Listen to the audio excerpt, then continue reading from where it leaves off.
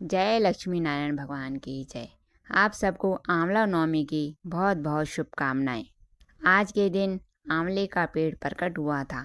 जब समुद्र मंथन हुआ था तो उस समय अमृत कलश निकला और उस अमृत को देखकर भगवान नारायण की आंखों से प्रेम के अश्रु गिरे और वो अश्रु उस कलश में गिरे और वो पेड़ के रूप में बना और वो पेड़ बना आंवले का।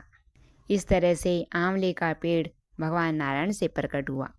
इस दिन आंवले के पेड़ की पूजा की जाती है। कहते हैं कि इस दिन आंवले के पेड़ के पास हमारे तीर्थ, जितने भी तीर्थ हैं, नदियां हैं, गंगा है, सब के सब आंवले की जड़ के पास निवास करने के लिए आते हैं। इसलिए इस अक्षय नवमी की महिमा और भी बढ़ जाती है। इस दिन पूजा करने का बहुत बड़ी महिमा है। दान पुण्य करने का भी बहुत बड़ी महिमा है। तो इस दिन गाय दान करो, वस्त्र दान करो, अन्न दान करो, उसका अनंत गुना फल मिलता है। प्रातःकाल उठकर स्नान करने के पश्चात आंवले के पेड़ के पास जाएं और वहाँ साफ सफाई करें। उसके बाद उस पेड़ में जल चढ़ाएं, धूप दीप दिखाएं, फूलों से उस पेड़ को सजाएं और फिर लक्ष्मी नारायण के रूप में उस पेड़ की पूजा करें और उस पेड़ में एक कलावा भी बांधें। एक बार माता लक्ष्मी धरती पर आई तो यहाँ आते आते कई दिन बीत गए, माता लक्ष्मी को भ्रमण करते करते करते। तो माता लक्ष्मी ने सोचा मुझे भगवान शिव और भगवान विष्णु की पूजा करनी चाहिए। तो माता ने सोचा कहाँ करूँ। तब एक पेड़ दिखाया दिया माता को, वो पेड़ था आंवले का। तब माता ने सोचा अरे कितना सुंदर पेड़ है। तो माता ने उन दोनों की पूजा उस वृक्ष के रूप में करी।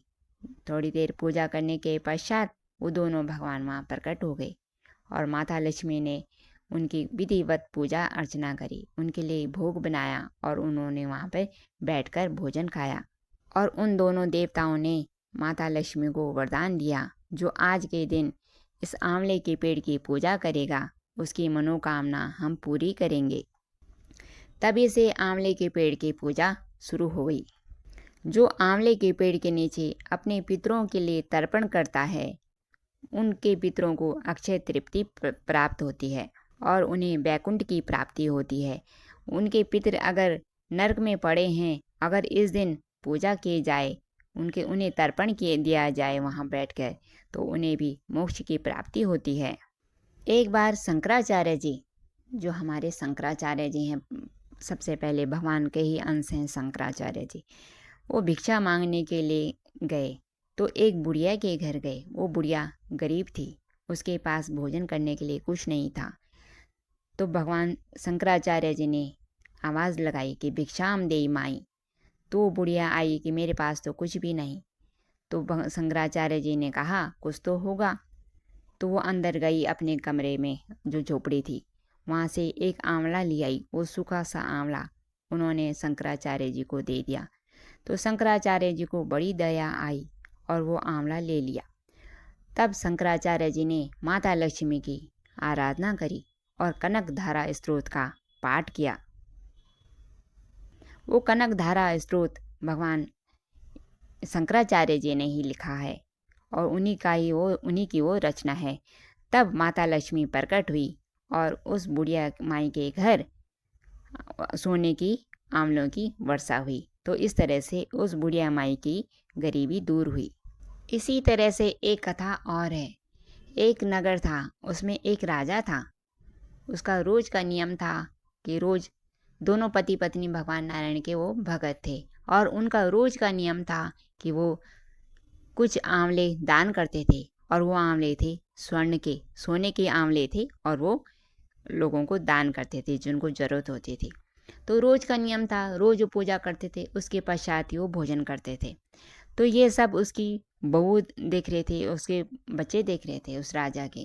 तो उन्होंने सोचा अगर इसी तरह से ये राजा ये धन बांटता रहा, लोगों को हमारा सोना बांटता रहा, तो एक दिन तो हम कंगाल हो जाएंगे। और उन्होंने उन्हें रोका कि अब ऐसे नहीं करो, हमारा सब धन चला जाएगा अगर तुम रोज ऐसे ऐसे करोगे। तो राजा को ये बात पसंद नहीं आई।